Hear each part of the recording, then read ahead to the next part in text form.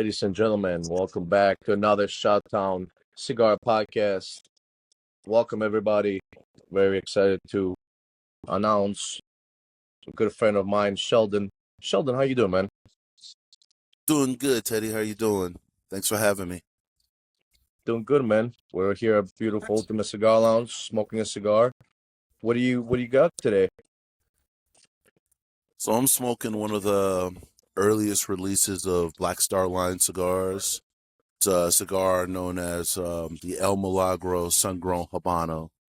It's Nicaraguan Puro out of Aganorsa leaf. And obviously it's got a Habano wrapper. I would call it medium to plus. Of the line of Black Star cigars, Black Star line, this is probably one of the milder cigars, but it's still in the medium plus range. A lot of good walnut cashew notes. So I tend to smoke heavier, but this is one of my favorite cigars of the line. Yeah, I got my favorite from Black Star Line, the Lalibela. Yeah, I love that. I love that cigar too. That's a perfect full-bodied, full-strength blend. And is that the Gordo you're smoking? The 6x60? Yeah. Yes, that's the 6x60. I know the other one is the Toro.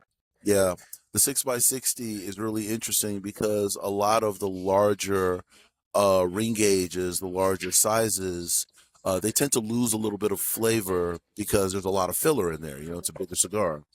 But what Black Star Line did is they added the spicier, more, I guess, potent, if that's proper explanation, Ligero tobacco into the cigar, which still gives it that kick, even though it's a bigger gauge.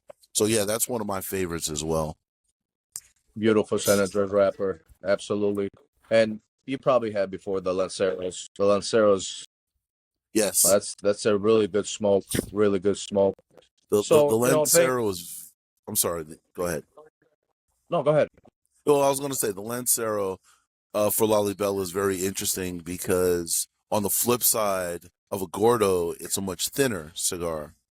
But if you ask anyone who has smoked the Lancero, the Toro, and the Gordo, they would probably say that you're going to get more flavor and maybe even a little bit more strength out of the Lancero, because it's kind of condensed into that smaller ring gauge. Yes, the construction, and it's harder for construction for the Lanceros, like you're right. And I do like the Lancero better than the Toro or the Gordo. Obviously, yeah. I'm still smoking them because it's a great cigar. So, I want to welcome you. Thank you for joining Shot Town Cigar Podcast. Yeah, it's great let's to talk be a here. little bit about. Let's talk about you a little bit. How long you been smoking cigars? So on and off, I've been smoking cigars about 20 years, very consistently for about 5. Two coincidences there. I really started smoking cigars at the beginning of COVID because, we're stuck in the house. I couldn't go anywhere. And at the same time, my good friend decided to start a cigar line. So maybe against protocol, I would go to his house. We'd sit in the garage, 6 foot apart, of course. But he was getting more into cigars, and he invited me to come through and share the experience. So I went from 20 years ago, maybe 1 or 2 in a quarter, in a 3-month period, to nowadays, I would say 3 to 4 a day, probably 4 to 5 times a week. And I'm still learning. There's still so much for me to learn. I consider myself a newbie in a lot of ways. I know what I like, but I'm not as well versed as a lot of people, including yourself. I've learned a lot from you, so I do appreciate that. Yeah, I'm smoking since 2017. Still learning. Every day, still learning about cigars. There's a lot Exactly. there's a lot of entities. There's a lot of history. There's a lot of details from companies all around the industry.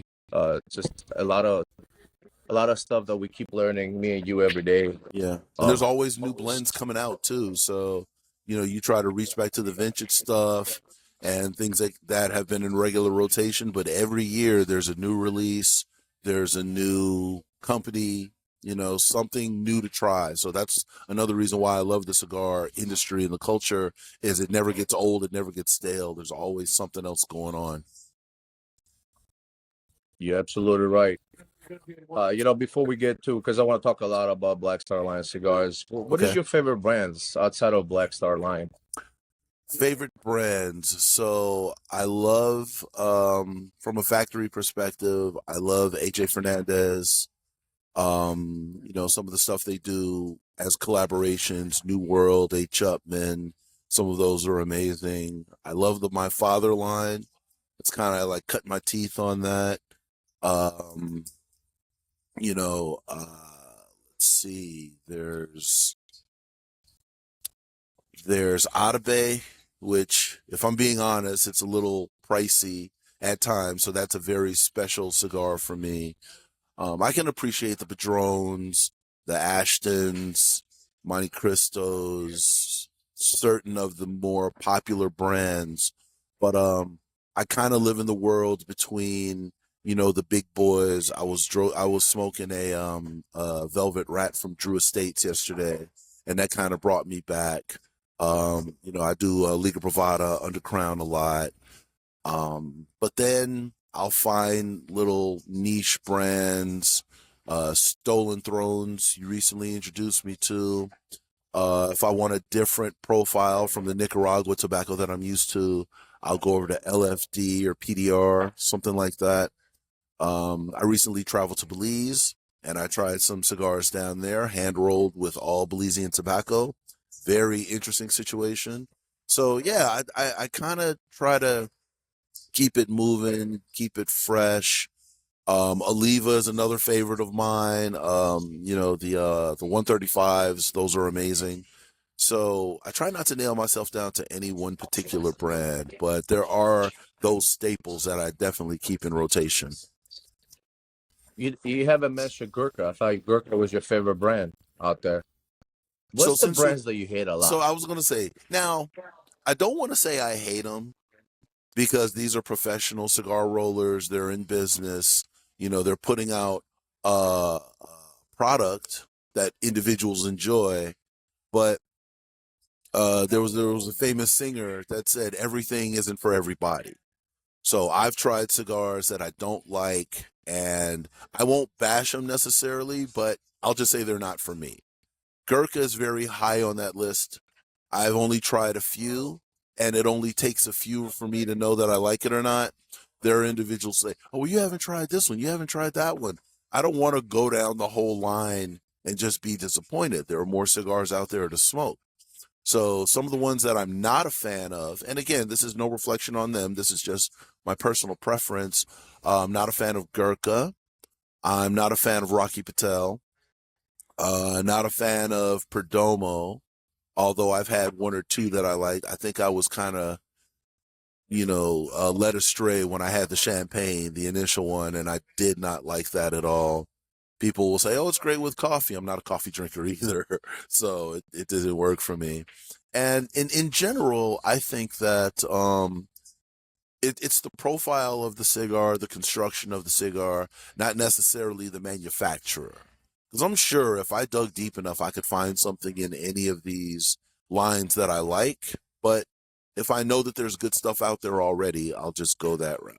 So I tend to smoke more on the full body, full strength side, but I can appreciate a medium stick with good flavor and good character. So I don't consider myself a Yeah, hater, but I like what I like. yeah. Whatever. When you told me you don't like Perdomo champagne, I was a little bit disappointed. It's a really good cigar. It's a cigar for people that they don't smoke often. Mostly for people that uh, they're kind of first into uh, smoking cigars, and it's not for everybody. And tell you the truth, is it true that your palate has evolved into more heavier and medium cigars throughout these Absolutely. years? Absolutely. I can say just 5 years ago, I was smoking Oliva Connecticut's, Oliva G. I was smoking Caldwell's pretty heavily. Monte Cristos, Romeo and Julieta, some of the lighter ones though. The one thing that I knew from the time I started smoking cigars, just as a rule of thumb, not across the board, but the darker the wrapper, the stronger it's going to be. You know, when you look at a Connecticut, it's typically a lighter tobacco on the wrapper.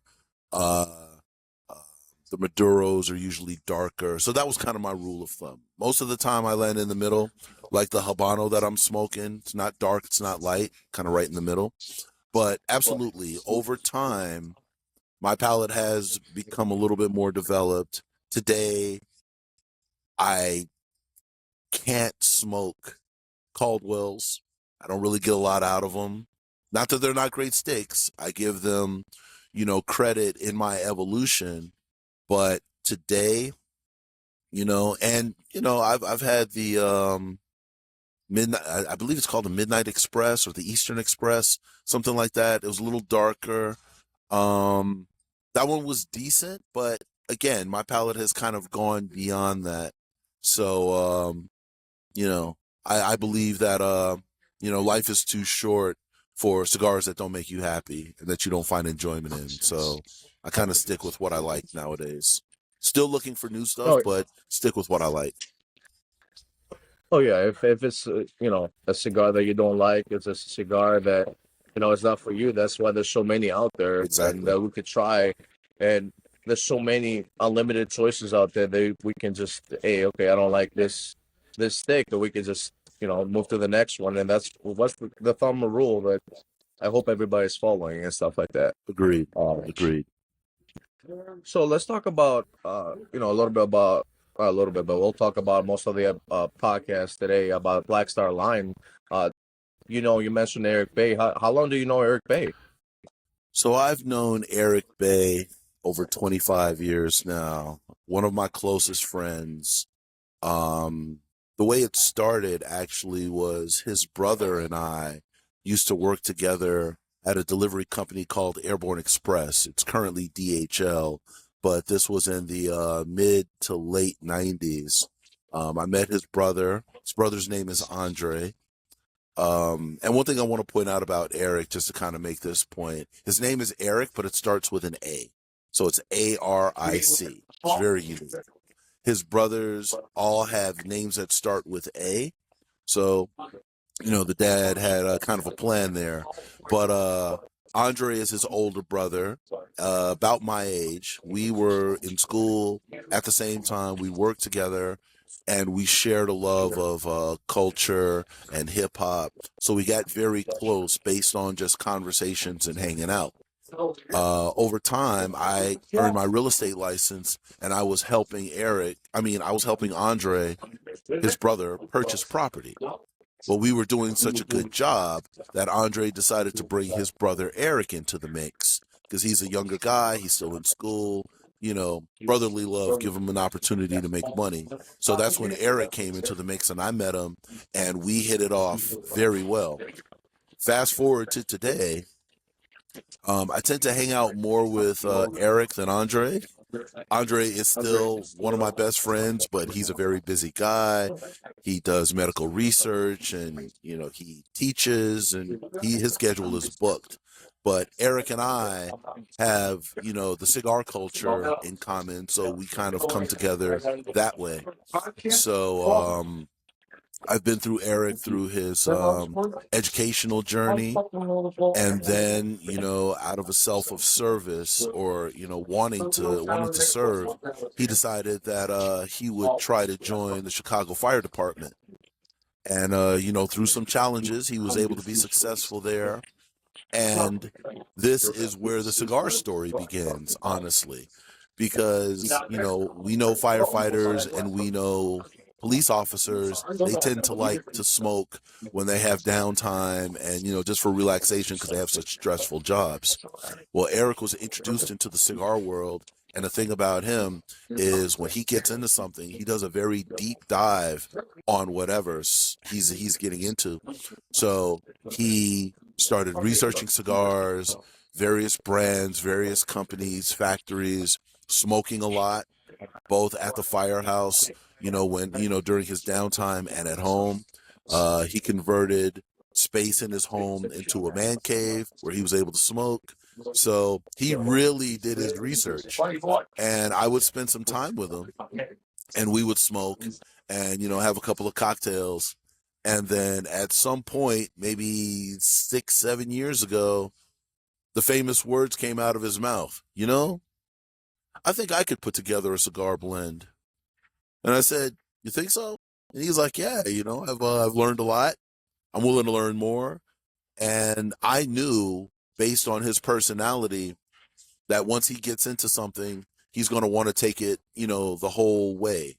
So he has another friend who's also a good friend of mine, a gentleman by the name of Derek Bell. They started working together because both of those guys at this point knew way more about cigars than I did. Like I said, at this point, I'm a once a quarter guy. I don't know what I'm buying. I'm just buy something dark, I guess, to just try to see if I liked it or not. But, never a regular thing. Didn't have my own tools, didn't have a humidor, didn't know cigar culture at all, honestly. So I'm kind of helping these guys, when they decided to maybe try to put a blend together. And how do you put a blend together? Well, we don't have a lot of tobacco laying around in Chicago. So now he's starting to contact factories and asking to work with them to put together a blend. This was the beginning of the journey for Black Star Line, because without a blend and a product, what do you have? So he started talking. He started talking to various factories, and one of the factories he paid a lot of attention to because of their quality and their commitment to a great product was El Tito de Bronze in Miami. They have Cuban trained and educated rollers. They had a great process. They put out a lot of product, Herrera Esteli. They put out Warped.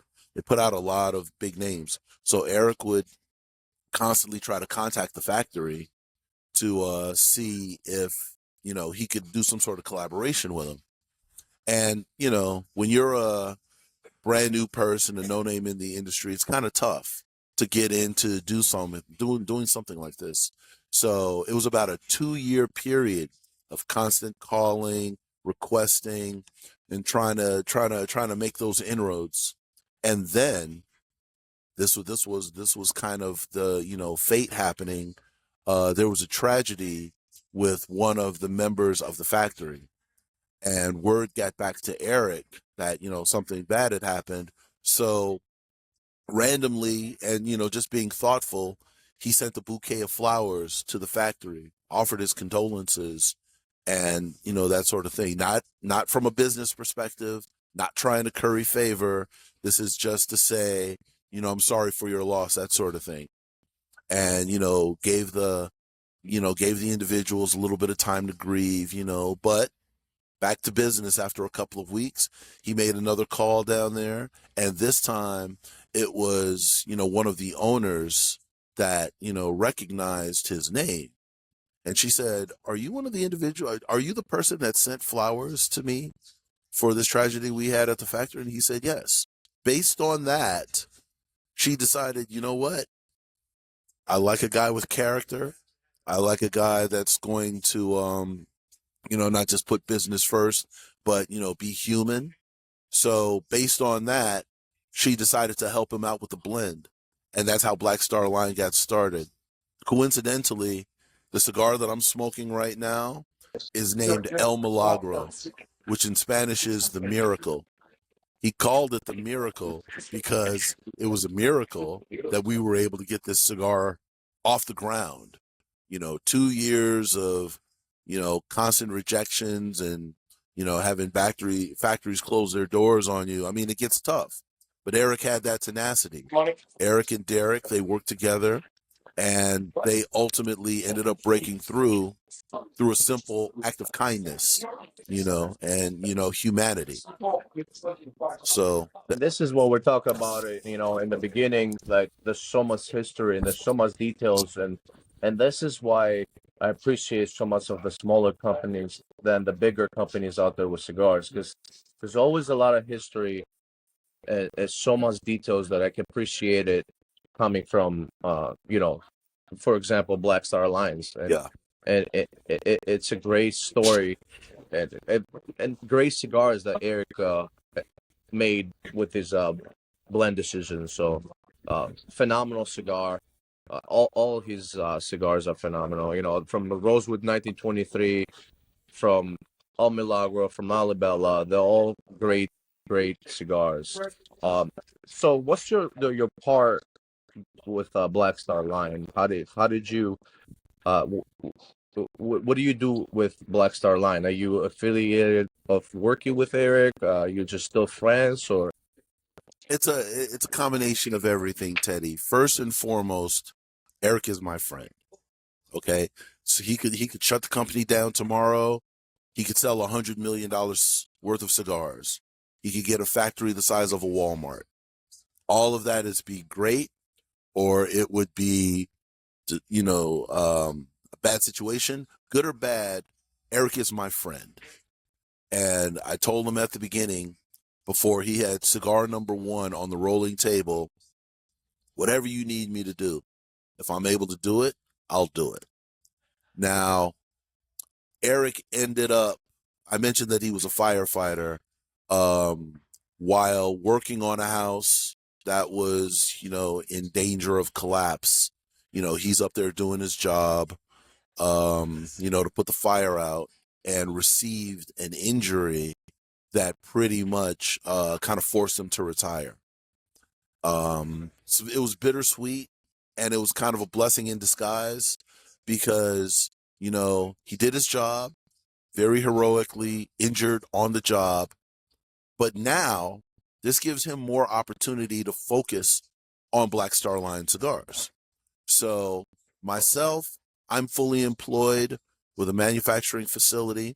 I'm an engineer, so I've been doing that for 26 years, and I hope to continue doing it.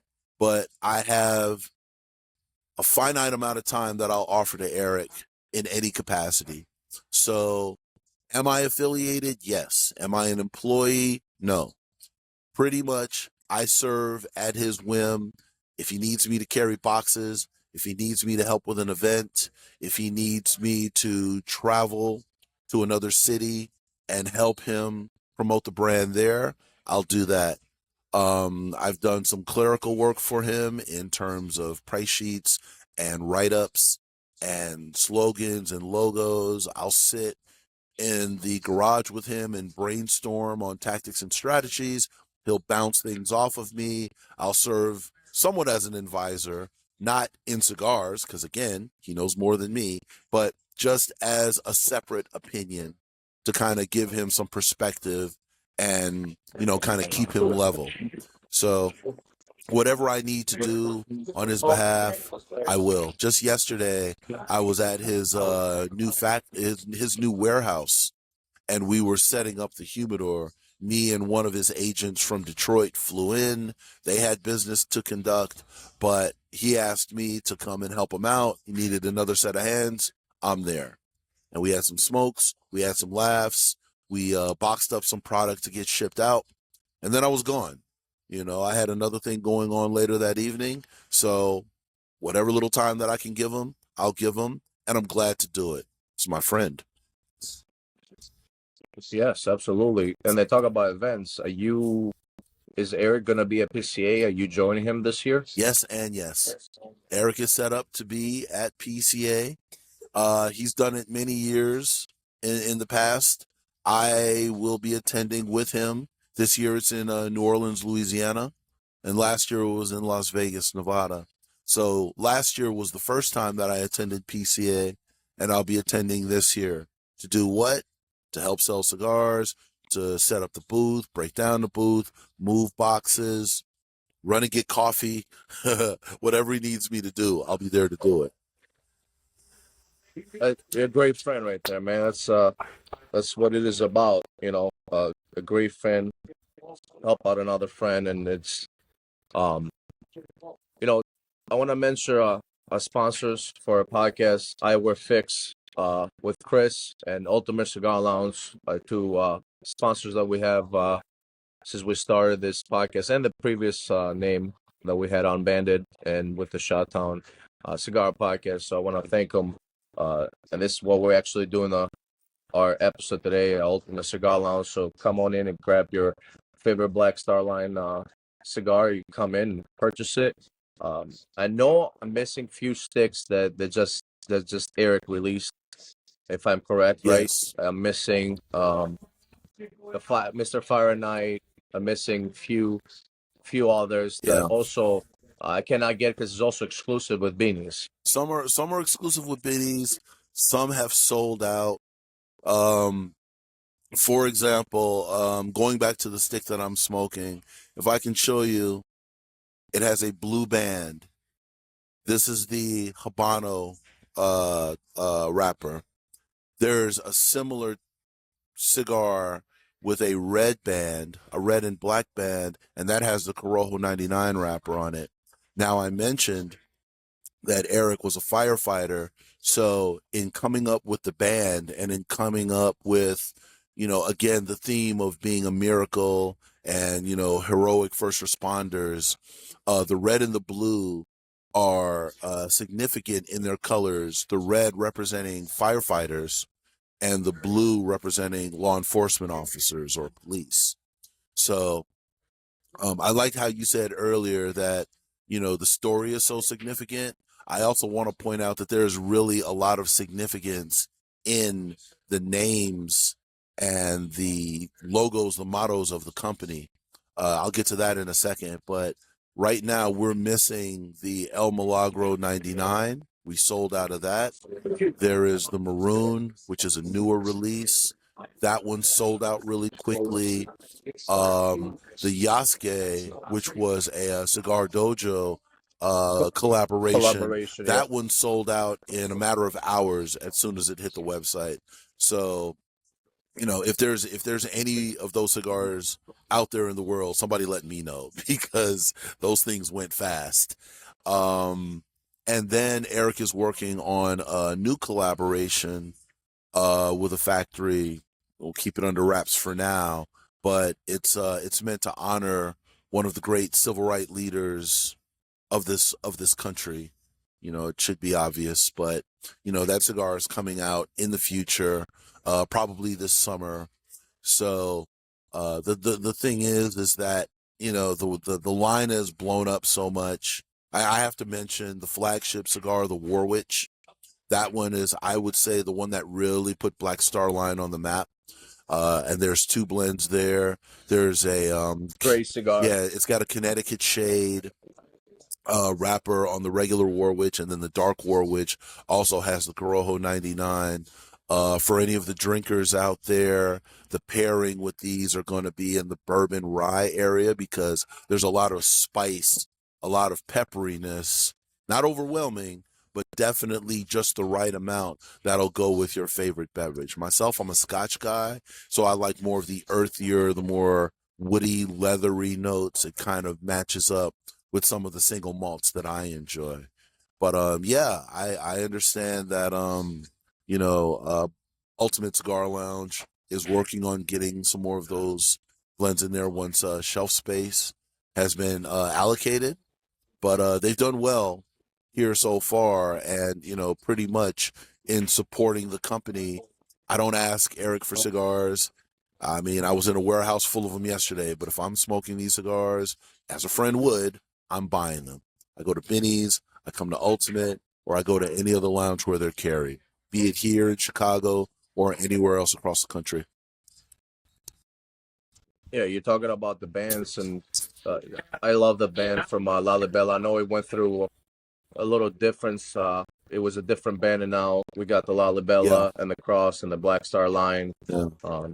Very nice band. Yeah. That new logo is still indicative of the name of Lalibela. It was a little bit more intricate before, but Lalibela is basically representative of an Ethiopian stone church that's dug out of the ground in the shape of a cross. So again, that meaning is there. You know, we talked about the meaning of El Milagro. War Witch is based on a movie where there was a supernatural superhero that referred to herself as War Witch.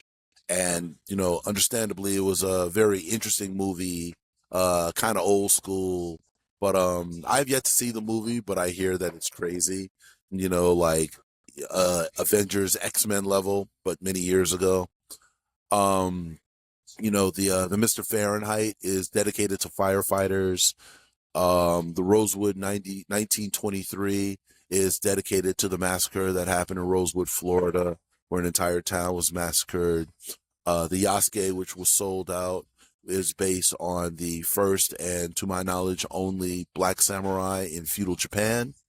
So everything has a meaning. You know, we don't just say, you know, this is you know, Chicago cigar or, you know, Madison Avenue cigar. Everything has some deep meaning to it, which I feel A very enhances. deep history. Yeah, Yeah. I think it enhances the enjoyment of the cigar because you get to think about it and you may get to do a little research.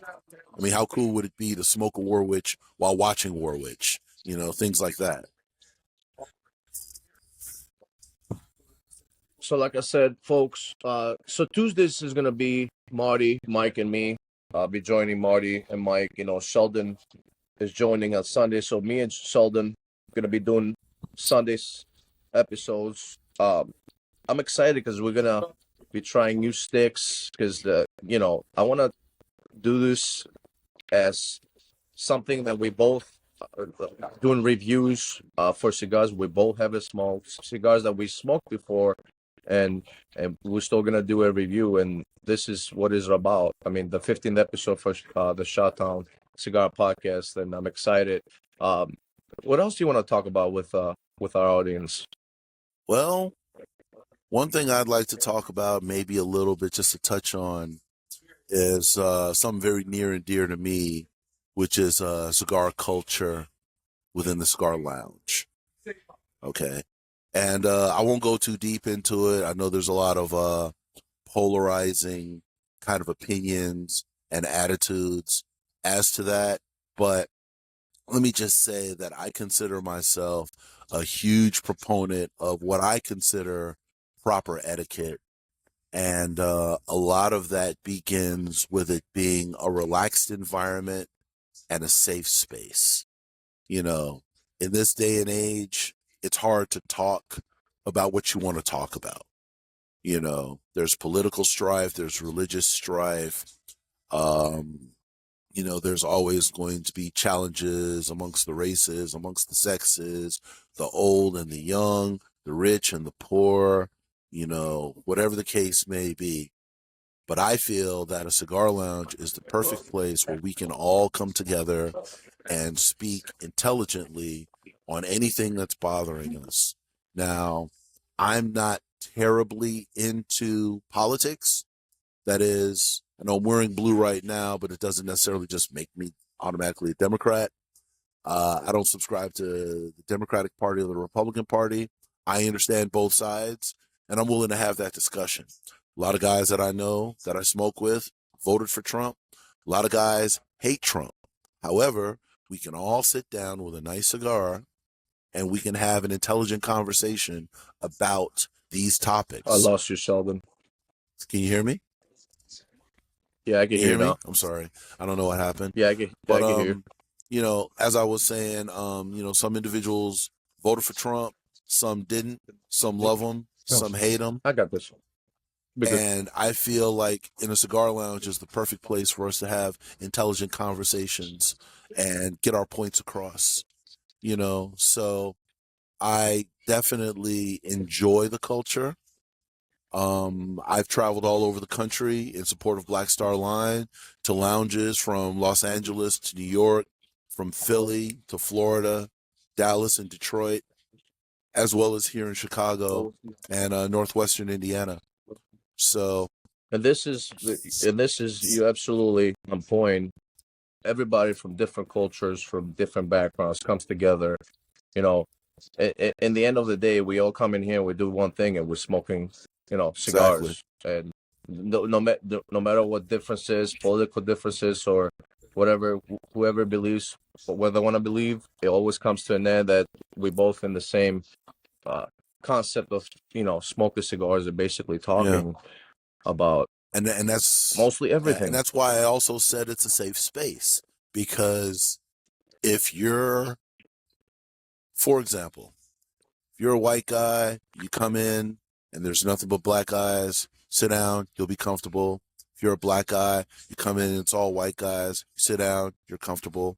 I have a wide range of friends and individuals that are close to me from every walk of life. Bus drivers, bankers, accountants, lawyers, engineers, business owners, all the way down to FedEx drivers, um, teachers. It doesn't matter. There's no scale. We don't care about your pocket. We don't care about your car. We don't care about your house. The only place that you may get a little bit of judgment, and it's still tongue in cheek, is the cigar that you smoke. If somebody comes in with a 90 gauge cigar and it looks like, the bottom of a beer bottle, somebody may have a few jokes for you. If you come in smoking a cigar that smells like potpourri or the powder that you put on your carpet to vacuum up and make the house smell nice, there may be a comment or two, but it's all in good fun. It's all in jest. We're all friends. I've made a lot of friends here, and like I said, they come from all walks of life. You know, car dealership owners, uh, basketball trainers with players in the NBA and the WNBA, ex-football players, ex-basketball players, and on the other side, individuals that work in warehouses. One of my closest friends here is a younger guy, very knowledgeable in cigars, works at a warehouse, but has aspirations of going to school, getting an education, kind of expanding his station in life. At 26, that's what you should be thinking about. And I can offer a little bit of guidance to that, him being a younger guy. But then I'll speak to individuals that are older than me, and I'll ask them for advice, and I'll run things past them. You know, you and I, Teddy, we've had some very good conversations where I'll give you insight, you've given me insight. So that's what I'm saying. I mean, this culture is one of the greatest parts of cigars. People have decks, and they have garages, and they have porches. They have rabbit air purifiers in their basement, and that's fine, you know. But I believe that, I gotta get yeah. that. And it's a great product. I've been to a couple of lounges, and you would not know people were smoking, and there's 20 people in there smoking. So, that's another thing. We could talk about that another time, but the technology and the tools of the cigar world, it's getting better and better every year, you know. But getting back to the culture, I feel like an individual would rather have a cigar and have his buddy sitting across from him to have a light or deep conversation. Sometimes you want to be by yourself, but most times you want that fellowship. You want that camaraderie. You want to have that conversation. You can think about things on your own and try to work through it on your own. But I feel like it always helps if you have somebody to kind of bounce ideas off of, get their perspective. And when you come to the cigar lounge, you not only have one person, you've got several people that you may consider close. And that may turn into a debate, which is good, because now you get to think about things that you wouldn't have considered until you're bringing in other perspectives. So, And the same thing happens when you get together to somebody's, Eric's house or your friend's house is the same thing, and not just the lounge. And that's what the community, when you basically just sitting in your backyard, and you do the same thing that you do in the exactly. lounge. It's the same Yeah. thing. It's mostly something that we all agree. I want to mention earlier that you mentioned a lot of brands, but I'm surprised you didn't mention anything about Dunbarton and Steve Saka. I thought you liked Dunbarton, I no? do like Dumbarton and the Steve Saka sticks. Um, Sober Mesa is in there. Mi Quesadilla. Those. Um, to be honest, Mi querida. I'm learning once again. I say it. I I butcher names all the time, and it's funny because me being a Scotch guy, I'm very very picky about how people say Scotches. So thank you for that. Like I said, I'm always learning. But to be honest, you mentioned Steve Saka. I'll say absolutely. There's probably a couple of other brands that you could mention that I will say, oh yeah, I forgot about them or this and that. It's a beautiful thing to get lost in the cigar culture because I can go into this humidor and find any number of sticks that I've tried or not tried. A new blend will come out and I'll give it a shot. I didn't mention Partagas. I didn't really get too deep into Oliva. I mentioned one. Um, Punch has a couple. Camacho has one or two that I like, and the Diamond Crowns, the cigars out of J.C. Newton. Juicing your rim, yeah. So I mean, there's plenty of them out there. I just went off the ones off the top of my head, but you're absolutely right. There's so many cigars out there. There's something for everyone, and it kind of makes me feel like I know more than I do because I'll forget stuff that I love that I smoke fairly regularly. I threw Atabey out there. I may smoke that one twice a year. It's a great cigar. That's my special occasion cigar. So, when it comes to big ticket items or something like that, then I'll go that route. But you're absolutely right. Those Dumbarton sticks are amazing. So I just learned actually last episode with Mike that he mentioned about Atabey and why there's so much that goes through that cigar that after it's made, it gets shipped to Spain and it gets aged in Spain, and that's why I did not know that. And then after Spain comes back, it comes over here all nice and aged. And Atabey, it's a great smoke. It's a great smoke, and I didn't know that either. It makes sense as to some of the notes that you can pick up, and it's my understanding that they've gone through great lengths to keep their blend a secret. Nobody really knows what the consistency is, but it's a great thing about cigars. You don't have to know each and every component to be able to enjoy the stick. So sometimes it's the mystery, sometimes it's the flavor, sometimes it's the construction, sometimes it's the factory, or a combination of everything. I was very intrigued.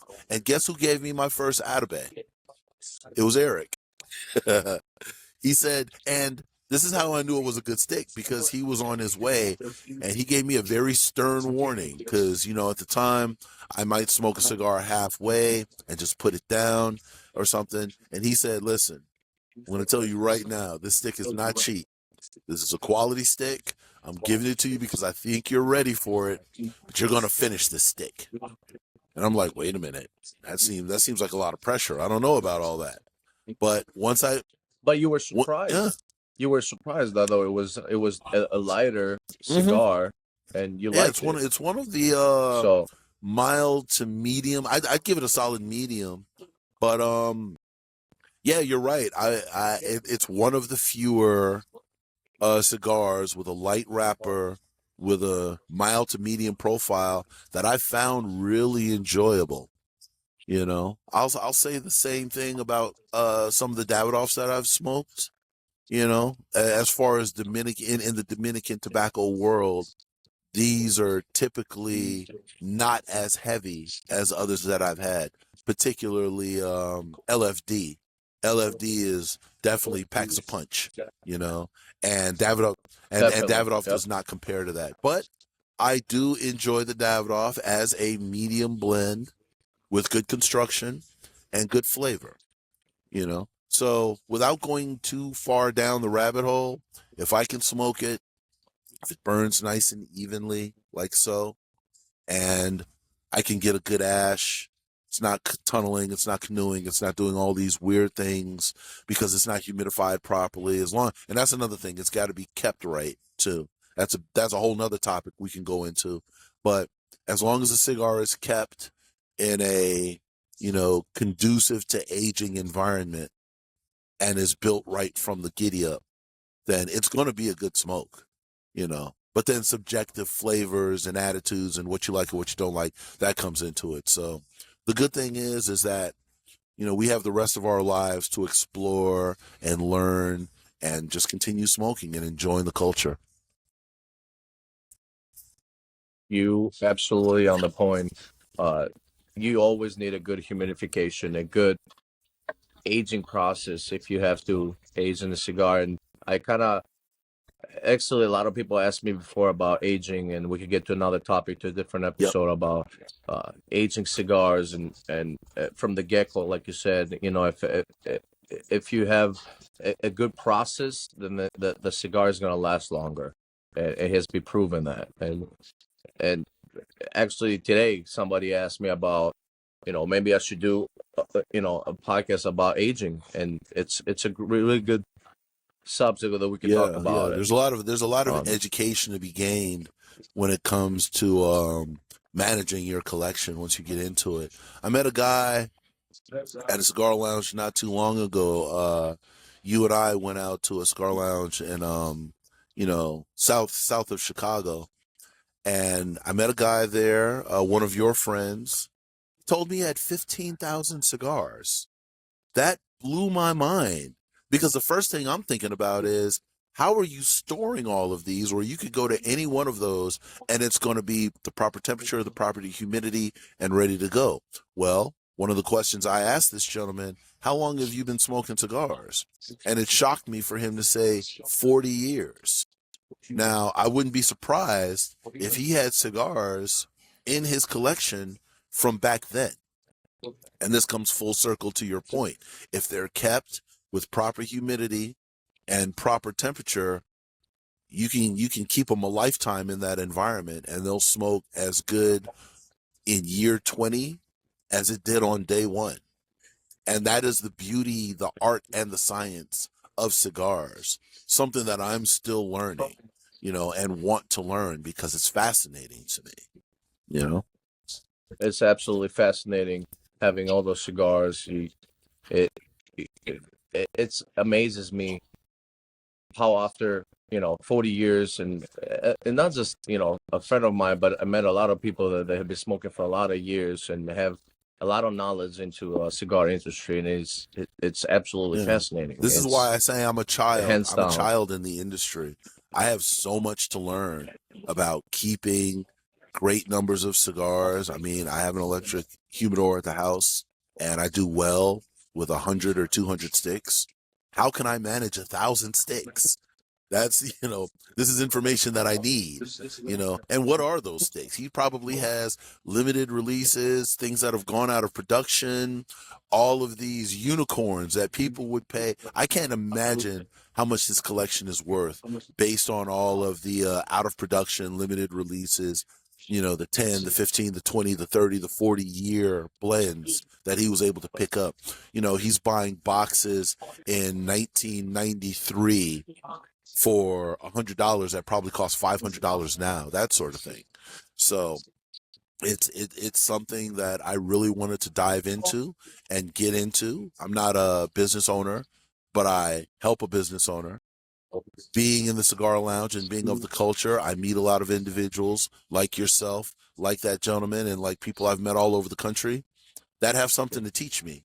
And at my age, both on this planet and in the cigar world, I'll never not be willing to learn. I can share information. I can share what I know. I can share what I like. But at the same time, there's somebody out there, more than a few, that know more than me. That knows more than and I want to talk to that guy. I want to talk to that lady, because whatever I can learn from them is something that I can pass on as a part of this culture. How's your cigar smoking? Mine is down to the knob. I started a little bit earlier before we. Yeah, I pretty much lit up before we started. Yeah, I pretty much lit up right when we started, and perfect as usual. The burn is even, the flavor is there. I'm ashamed to say a little bit, I'm not pairing it properly. Normally, I would have a nice scotch to go along with this, but it's an easy afternoon on a Sunday, so I'm just having a hard cider. I could be varied in my drinks, so I have no shame. Yeah, unfortunately, I don't drink. Yeah. So, if I'm pairing a cigar, will be a coffee, water, or will be a I soda, understand that Coke, or a Sprite. lot of people will pair cigars with dark chocolate, with milk chocolate. A lot of individuals, this is beyond my palate necessarily, but a lot of individuals will like have a cigar while enjoying a charcuterie board, something like that, meats, cheeses, nuts, olives, that sort of thing. The pairing process is very intricate, and it's very individual to the person. So you not being a drinker, I won't speak to you about bourbon or scotch, but we can talk about coffees, teas, chocolates, that sort of thing. You know, it's all an enjoyable process, and as long as you enjoy your stick with whatever you're enjoying it with, it's all fair. I think this is a wrap. My cigar is going down to a nub. Yeah. You want to mention anything before we close down? Thank you for Thank you joining for me. having me, man. It was great. Being a part of. I'm looking forward to having these conversations with you, because I know you know a lot. You've taught me a lot, and your passion for cigars and the cigar culture is very obvious. So one thing I want to do, put in a plug for Black Star Line. It's in the Chicagoland area. The cigars are carried at Benny's, which is the largest liquor store chain in the state. And Eric is the first Black-owned cigar company to be carried in Benny's. The majority of the line is carried there. Also, if you're traveling and you want to see where Black Star Line is carried across the country, or if you want to pick up some merchandise, shirts, hats, ashtrays, lighters, coffee, or just to learn more about the brand and the various blends, you can go to blackstarline.shop, blackstarline.shop. There was a time when we sold cigars online, but now we're more business to business. So we want to give you the information of where you can find it, and then you can pick up your swag online. So on behalf of Eric Bay, Teddy, I want to thank you for having us on and giving us the opportunity to talk about Black Star Line. I'm sure we'll get into it more in passing down the line, or if any more questions come up and we want to discuss it, I'm more than willing to do that. Thank you, sir. Thank you, sir. Beautiful, folks. Another podcast ending. Really appreciate it for everybody for listening to the next episode. See you next time, and have a great night. Thank you, Sheldon. Teddy.